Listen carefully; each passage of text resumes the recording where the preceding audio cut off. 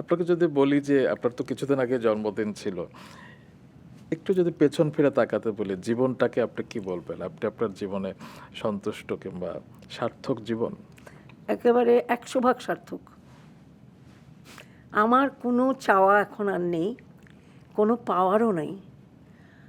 আমি এখন ভালোভাবে যদি একটু যেতে পারি, এর মধ্যে যদি কোনো খারাপ কাজ আবার না করি, এটাই। সম্ভব না আপনার দ্বারা। মৃত্যুটাকে কিভাবে দেখেন আপনি? খুব স্বাভাবিকভাবেই দেখি এবং প্র্যাকটিস করি আর কি, চর্চা করি। মৃত্যুকে সহজভাবে নেয়ার জন্য চর্চা করতে হয়। সেটা কিরকম? সেটা যেরকম আমি যখন ৭০ বছর পার হলাম, তখন আমার মনে হয়েছিল যে আমার জীবন তো চলে যাচ্ছে, আমি তখন পিছন দিকে যেতে পারবো না। এটা তো হয় না।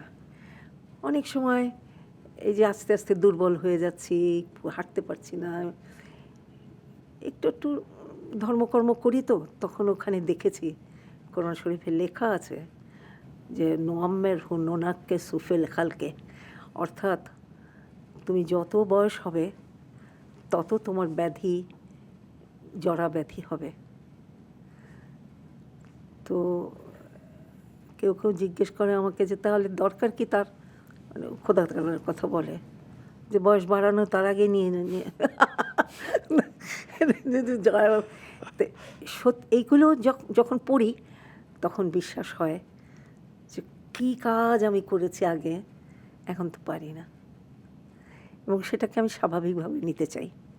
আমি তো মহামানব না, আমি তো অন্য 10টা লোকের মতন একটা মানুষ। কাজে এই জন্য আমি মনে করি একটু ধর্মকর্ম করা উচিত।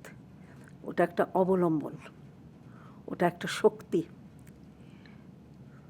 তো আমি যেহেতু বাবার কাছে অ্যারাবিক পড়েছি, স্কুলে ইউনিভার্সিটিতে পড়েছি, কিছু কিছু শব্দের অর্থ জানি। অর্থ জানলে কিন্তু কোনো কিছু খারাপ মনে হয় না, মনে হয় যেন ঠিক কথাই বলেছে। আমরা তো জানি না, অর্থ জানি না, সেজন্য অনেক এবং ধর্মগ্রন্থেই বলা আছে যে তুমি বাড়াবাড়ি করো না, কোনো কিছু বাড়াবাড়ি করো না, তাহলে তোমার পতন হবে। সেটি আসলে দিন শেষে কারো না কারো কাছে তো সমর্পণ করতেই হয়। হবেই, ওটা একটা অবলম্বন। আমি ধরেন কেউ নাই আমার পাশে, আমার খারাপ লাগছে, তা আমি যদি একটু বিধাতাকে স্মরণ করি, যেভাবেই হোক, নামাজ পড়ে হোক, দোয়া পড়ে হোক, করে হোক, তখন ওই মুহূর্তটুকু কিন্তু কিছু মনে থাকে না।